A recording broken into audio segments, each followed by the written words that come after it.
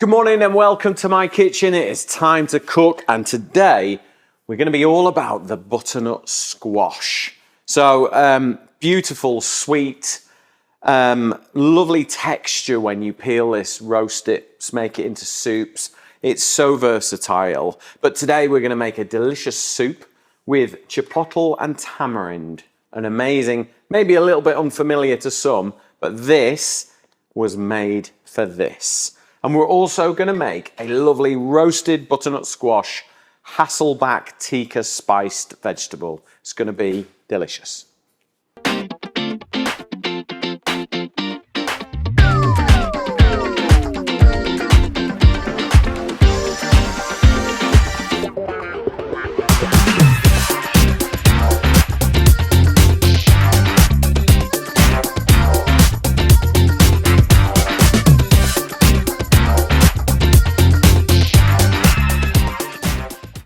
Okay, so first of all, the vegetable. So this is how you will see it and buy it in the supermarket, markets, wherever you get your veg. So we've got to prepare this. We're going to make the soup first, okay? So cut the bottom off and cut the top off, and that means it's level and it's a bit safer to manage. Now you could do one of two things. You can use a knife or you can use a peeler. It's entirely up to you. Depending on how good your peeler is, because you can see there, you've got to get into the flesh, but I like to use a knife. I'm going to show you how I do it. So, cut halfway. So this is like the main, this is the bulb part of it, the base, and then you've got the top there. So all I'm going to do with a sharp knife is cut down and remove the tough outer skin. So it's dead easy. It's not difficult. And by doing it this way, it's a lot safer. It's a lot easier. And it's pretty quick, really. Now remember, if you've got any questions about today's recipe, make sure you post them in the comments below and I will answer them. And do me a favor, subscribe to our YouTube channel, Peter Sidwell's Kitchen, because that's where we're keeping all our program content. You can watch us on Facebook, you can watch us on LinkedIn, you can watch us on YouTube, whatever you like. But we're really pushing YouTube this year. So if you haven't already, please pop over and subscribe, and then you'll get an email notification straight to your email saying that we've got another show coming out. Right, so, you see this bit all right? So we're going to cut slightly round, okay? So it's really important that you just sort of take your time. This is the one with all the seeds and the big sort of void in the middle. So here comes the dog because she's heard the chopping. Hello, Pip. You want some squash? There you go. Off you go. She can hear a chopping board, a vegetable, and a cook's knife from about 50 meters. It's a skill, isn't it, Pip? Right. So, chopped all the way down, but then if you turn it over, you can kind of see that you usually miss this a little bit, right? So if we just grab a small knife, which I had, grab a small knife and then just work your way around like that, yeah? So just turn it. It's a bit like peeling an apple, really, this last little bit. And there we go. We've now peeled our squash. Okay. Like a bit of squash? Good. Right. Quickly, onions. All soups need a bit of onion on the base. All right. Let's get our pan on. So we've got our cast aluminium red. What size is this? Is it 4? But not shallow? Yeah. 4 litre, but not the shallow one. I think for soups, you kind of want to use slightly deeper pan because you want everything submerged in the liquid so that it can cook. But we start with onions. Do you use red onion for this? If you've got red onions in the fridge, use red, but they're not as strong. Whereas with a soup, you kind of, white onions are cheaper and they're stronger. And they're going to give you a savouriness. This is quite sweet as a flavour, so you want to get that sort of savouriness. If you've got a bit of celery, chuck that in as well. It's kind of the opportunity to chuck a few things in. But what I wouldn't do is chuck like anything green or dark, because you're not going to get that beautiful, vibrant orange soup. So, you know, if you've got a couple of tomatoes that are going a bit soft, chuck them in. They're absolutely fine. So garlic, I've got 3 cloves. Chuck those in. And then we're just going to season it up. That salt will just sort of draw it down a little bit. Just whack in a bit of olive oil, get everything going. Right, that's the sound you want, isn't it? So I've got some fresh thyme as well. So just break it up. We're going to blend this soup, so you can be fairly sort of liberal with it. Now, let's get back to the squash. Now, this bit has got seeds in it. So when I cut that, you can see all the seeds are in there. Now, if you wanted to, you could clean all these seeds up and you could roast them in the oven, and use them, but I haven't really got the time at the moment. So all I'm going to do is use my spoon and scoop the seeds out, like that. You could actually put this soup in the slow cooker as well if you wanted to. Just let it run all day while you're out on a medium heat. You wouldn't need the high heat because it's not going to take too long to cook. The high heat, the long sort of hours and hours and hours cooking is very much for meats to break down the muscles and things like that. Whereas with this, just put it on a medium heat and let it cook and it'll be lovely and ready to smooth. You could also chuck all this in the air fryer, remove it, and then put it in your blender if you wanted to. So there's lots of ways to do this, whatever suits you really. But we're just going to chop the squash into chunks, and then that's going to go in as well. Now this is all solid vegetable, okay? So cut it into 3, lay it down flat. You might just catch some of the seeds there. Just remove those out.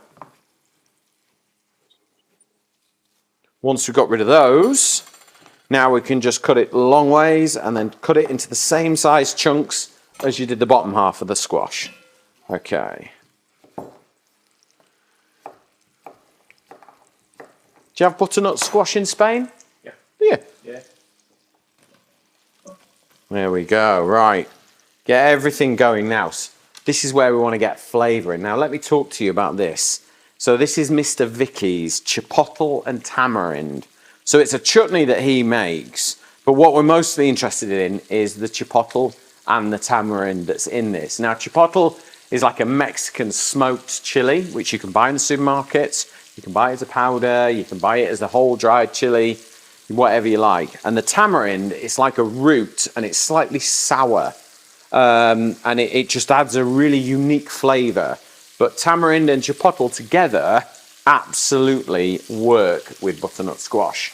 So you can get this on Amazon. You could go into your local farm shop and deli and get it. And if they haven't got it, ask them to get it. But we're going to add a tablespoon of that in there. You can always add a bit more if you like it a bit hotter. Add some more. But it is, and I'll give you a little tip. You like my sausage rolls. If you've ever been to an event that I've done and I've done the sausage rolls, this is how I make them amazing. They are good, aren't they? Yeah. It works so well, this. It's one of those store-cupboard ingredients that just makes everything taste good. Right, so now let's give that a little stir. Now I can smell that chipotle and tamarind straight away. It's sort of smoky. It's got a lovely flavour to it. Right, vegetable stock in. And it wants to be just enough to cover the vegetables. You don't want it like, I'm not going to fill the pan with stock. I'm going to add another stock cube in there because that was just water there. Add that in. And then I'm going to put the lid on it and we are going to simmer this for 20 minutes. Now it's important that the squash is super soft when you press it and the onions are soft as well. Because when we blend this, it wants to go silky, smooth and velvety. Soup is just simmering away. Let me just show you. What we're checking for is to make sure that the squash and the onions are super soft. That's just going to take a few more minutes, simmering away. Let's make the Hasselback Tikka squash. Now, we've got to prepare our butternut squash in a slightly different way to what we did the soup because I want it whole, okay? I want full length pieces. So, cut the bottom off again and the top as we did before. And then we're just going to run our knife down and we're going to just remove the skin. Obviously, when the shape of the squash changes, the knife will run out because we're chopping straight down. We don't want to just sort of cut this square. So I'm just going to take the top piece off first. So just run your knife down nice and slowly. I'm using a 20 centimeter cook's knife. This is an edge keeper knife from Cook, Serve and Enjoy. You can get your own if you want it. And then I'm going to take just a small paring knife and I'm just going to work round the base, okay? Like so. It's quite a tough skin, so you need to just take your time. You can, if you really want to, you could roast it with the skin on if you want, but I think if you remove the skin, you just get more flavour into the squash. Okay.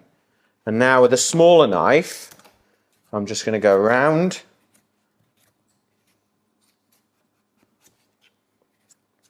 and work round the shape of the squash like that, okay? So just take your time. If you've got a really good peeler, like a really sharp one, you can peel it if you want to. And especially with sort of these Y peelers, they work really well. But honestly, it is up to you. I mean, I've shown you every single way of doing it here. Just take your time. There you go. Peeled. Right, let's get rid of all these. That's the hard work done, I promise. Okay. Now, big knife, cut straight down the middle. Okay. There we go. We'll do the same with this one. There we go. Now, we're going to remove the seeds, but before we do that, can I show you, can you see that, Emily? Yeah. You see how that contours there? When I put it on a tray, it's just going to wobble. So all I'm going to do is just nick the bottom off. So now it's flat. And that'll sit on my roasting tray and it won't wobble about, okay? So we'll just literally nick that tiny little bit off. It's just a little touch that makes a difference on this one. It just makes it a lot easier. And then take a spoon and just scoop out the seeds. So we'll just remove the seeds with a spoon. It is literally the easiest way to do it. Once you've got your scooped out ones. Have either of you started watching The Bear yet on Disney? No, it's my next series. Is it? Watch, yeah. I was watching it on the train yesterday. It's exhausting. It is. I don't know whether it's exhausting because I'm a chef. But honestly, if you've seen it, put some comment. Let me know what you think of The Bear on Disney about a chef and a restaurant. And it is, I mean, it's very real. Or to some kitchens. I'd like to think my kitchens were never quite run like that, but my goodness, it's exhausting. Okay, let's get back to the cooking. Now, I've got a red onion. Just going to cut that into quarters, chuck that back on. I've got 2 bulbs of garlic. When you've tried tikka roasted garlic squidged out with this, change your world, promise you. So rather than in half, I'm just going to go like a quarter to nick the top off there, okay? But it's all going in the pan. We all know how delicious roasted garlic is, don't we? But then when you add the most incredible tikka spice to it, game changer. Right, okay, so got myself 2 chopsticks. You could also use 2 wooden spoons if you want for this job. Don't worry if you haven't got chopsticks. So we're going to make this into Hasselback, okay? Do you know what Hasselback is, Emily? Yeah. And in the olden days, when I first learned to be a chef, we used to have to put a metal skewer in that way, and then we'd cut to it. But now, all we do... Can we see this all right? Yes. I'm just cutting against the chopstick, so don't actually cut through. All the way. How wide do you slice it? My slice, well, can you see that? Yeah. So what are they, 2 or 3 mil? Yeah. You want, obviously, you don't want big chunks. You want lots of slices because all the spice and all the flavours are going to seep in, okay? So you've got to hold the squash down and cut down to the butternut squash, down to the chopstick. And the idea is then it will all just roast up, and it also makes it super easy to serve.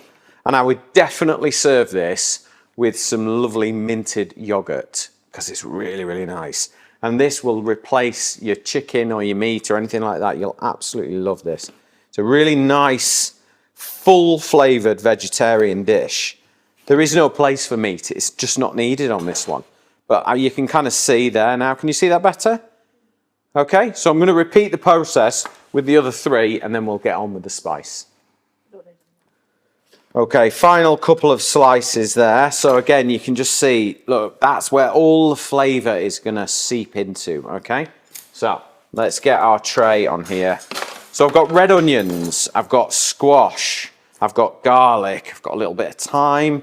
Thought I might add that in just for a bit of flavour. Now let's drizzle it with some olive oil. So on top of the squash, because we want to then rub it in, okay? And then a little bit on the garlic, a little bit on the onions. That's going to make the most incredible like spice dressing as well, okay? Let's take my Tikka spice. Now, if you want the recipe for this Tikka spice, it's in my new book, but here's how I made it.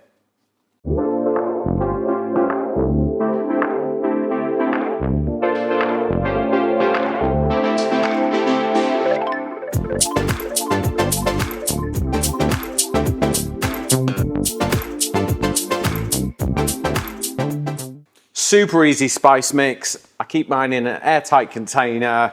It's there every time you need it. So if you like it spicy, add loads. If you don't like it too spicy, just add that nice little scattering on there, because squash loves that whole sort of Indian spice mix.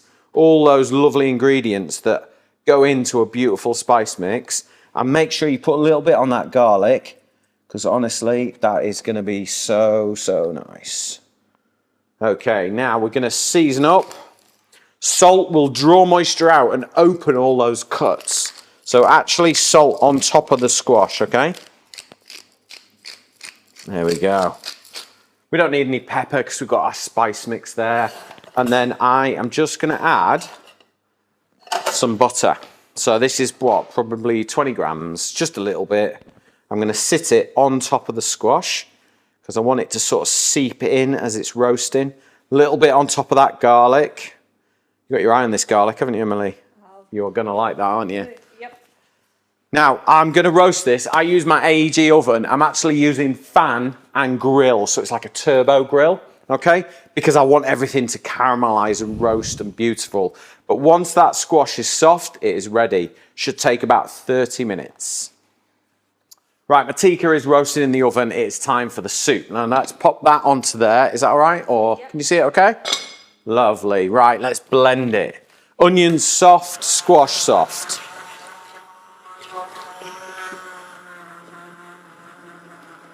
Again, you could put this into like a blender jug if you wanted to. Put it in your food processor. Or I'm just using a stick blender here. Look, you can see how super smooth and velvety this soup goes. Butternut squash makes the best soup because you just get that lovely, rich, thick, velvety soup.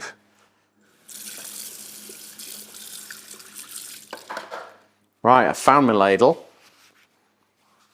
Okay, let's get this in here.